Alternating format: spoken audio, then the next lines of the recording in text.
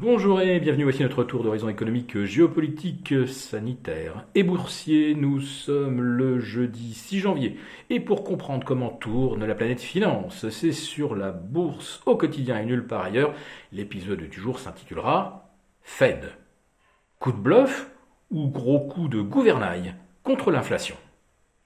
Mais avant d'évoquer les turbulences qui secouent les marchés, je voudrais également évoquer cette intervention de Joe Biden devant les caméras des plus grands médias américains et qui évoque les turbulences démocratiques du 6 janvier 2021 avec l'invasion du Capitole. Oui, un symbole de la démocratie a été bafoué, mais aucune des libertés fondamentales n'avait été suspendue. En France, aux alentours de 2h30 du matin, ce même 6 janvier, eh bien, le Parlement, lui, n'a pas été envahi.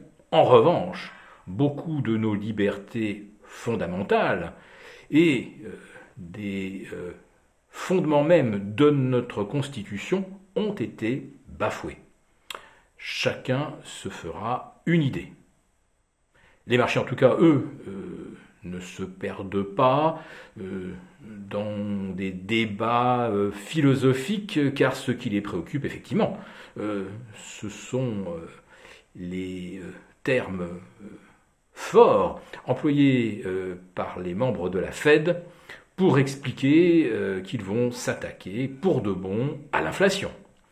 Et pour cela, donc, la hausse des taux pourrait débuter plus tôt que prévu, avec des serrages de robinets monétaires plus fréquents que prévu. Et surtout, la Fed ne va pas neutraliser son bilan. C'est-à-dire qu'à partir de mars, elle ne rachètera plus de papier, de titres, à hauteur de ceux venant à expiration. C'est là une évolution majeure et surtout, ça marque une différence très importante par rapport à la stratégie appliquée par la BCE qui, elle, une fois le PEPP achevé, fin mars, continuera de remplacer les papiers figurant à son bilan et qui arriveraient à expiration. Autrement dit, la BCE continuera de racheter des instruments obligataires, tandis que la Fed, elle, laissera son bilan se dégonfler juste avant qu'il ait atteint la barre psychologique des 9 000 milliards de dollars. De l'argent moins abondant, des hausses de taux plus fréquentes, oui, ça, véritablement, ça a un petit peu secoué. Le S&P a perdu 2%, dont 1,7% au cours des 2 dernières heures de cotation. Le Nasdaq, qui perdait déjà un peu plus de 1%, en a perdu 2% supplémentaires, moins 3,35% au final, la plus lourde correction qu'il ait subie depuis le 25 février 2021. Oui, ça fait 11 mois et demi qu'on n'avait pas vu le Nasdaq perdre 3%. L'explication, vous la connaissez, vous qui nous suivez. Chaque fois qu'il est question d'un resserrement monétaire, eh bien, on sait que les valeurs dites de croissance et celles qui ont le profil le plus spéculatif sont particulièrement vulnérables à des hausses de taux qui obligent les opérateurs à réduire un petit peu leur levier. Et ils sont très friands de levier sur les valeurs qui ont la plus forte dynamique haussière. Bien sûr, c'est une mécanique complètement réversible. L'abondance monétaire favorise donc le risk on et il y a encore plus vulnérable que les valeurs du Nasdaq, ce sont bien sûr les cryptos, avec aujourd'hui également beaucoup d'effets de levier. Et mercredi soir, le Bitcoin a perdu plus de 6%, puis 8%, des écarts de moins 10 sont également observé sur pas mal de cryptos vedettes, type Cardano, Ripple, Binance Coin, etc. Mais surtout pour le Bitcoin, c'est le support des 46 000 ou 46 500 qui a volé en éclats.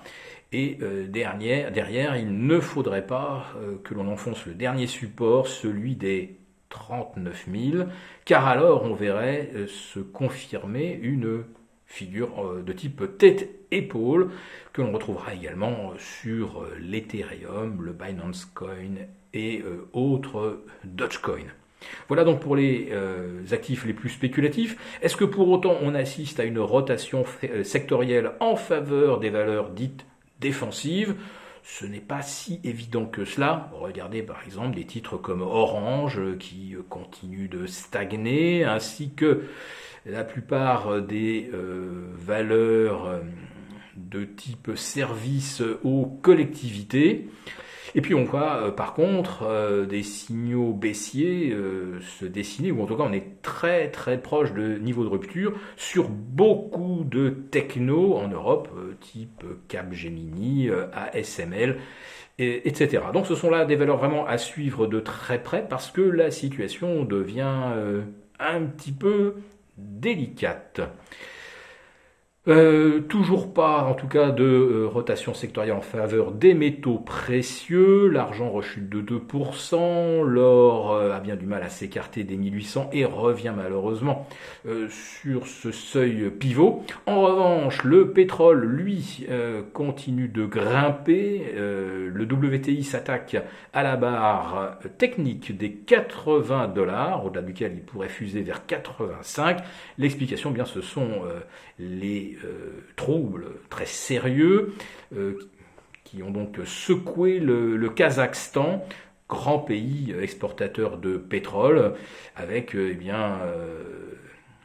on va dire des dirigeants un peu totalitaires qui voient leur autorité gravement remise en cause. Et la situation apparaît aujourd'hui assez illisible dans ce pays. Voilà, donc le pétrole à surveiller de près.